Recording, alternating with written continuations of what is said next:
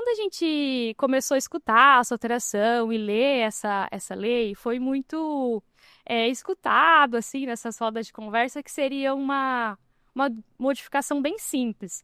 Ah, vou aumentar, alterar aqui no meu código, vou fazer um ajuste pequeno e vou seguir o meu dia a dia.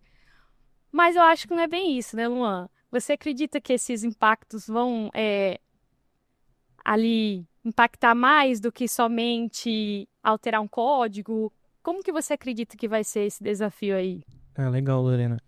De forma geral, impacta toda a cadeia que depende do CNPJ, tá? Então, desde a parte de esquema de banco de dados, que a gente tem que alterar ele por um tipo específico, né? Ele passa de ser comumente de number, um big int ali, para um tipo string, né? Texto, né? Porque é alfanumérico. Aí você tem que mexer na cadeia de banco, isso impacta a questão de índices de banco de dados que estão correlacionados ao CNPJ, que é usado para consultas via API, que você normalmente amarra CNPJ mais algum indicador. Muito comum, por exemplo, filtrar o CNPJ mais alguma informação, por exemplo, a chave, que é um dos que vai ser afetado com essa nova estrutura de CNPJ. Impacta toda a sua cadeia de regex, que é as validações que você tem da interface, seja no back-end ou no front-end. Então, tem desde máscara, formulários no front-end, payloads, validações de objeto de retorno da parte da API, consultas, igual comentei em relação ao banco de dados, validações, bibliotecas que você usa para fazer formatação de CNPJ, parseamento de XML, toda essa cadeia estrutural que tem em volta, tá, do CNPJ é afetada. Então, é uma mudança bem grande se for olhar na parte de desenvolvimento em relação a validações e estrutura base, tá? Então, tem que se atentar a todos esses pontos para evitar que, na hora que realmente estiver em validação, tenha algum impacto no usuário seu final ali que está usando essa solução especificamente. Ali nos documentos fiscais, então, você já citou vários pontos que a gente vai precisar se atentar, né? Exatamente. Fora as regras de validação, todos esses pontos que o desenvolvedor vai precisar fazer testes ali para essa alteração do alfanumérico, né? Exatamente. Tem alteração no código de barra que é usado no layout de impressão da Danf. Isso também impacta o dimensionamento do layout. A chave de acesso da nota também ela é alterado.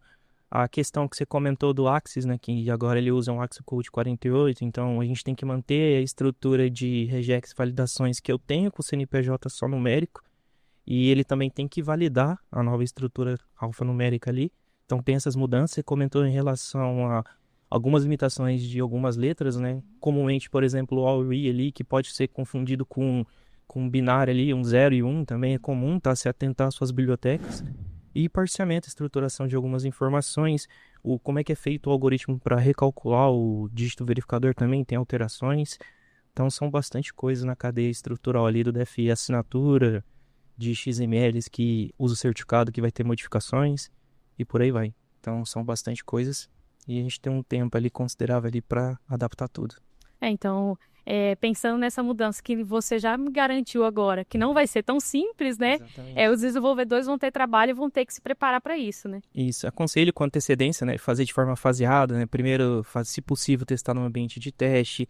Primeiro fazer alteração no banco, depois faz mapeamento de dependência do CNPJ, altera as regras estruturais do back-end, faz validações, testa a performance, refatora os índices que estão amarrados ao banco, faz teste no front-end se você tiver solução, objeto de retorno, testa o fluxo completo de emissão de uma nota ou qualquer coisa que tenha relacionado ao CNPJ, tá? Para ver se está tudo dentro do compliance ali que você espera, tá? Com as alterações que estão por vir.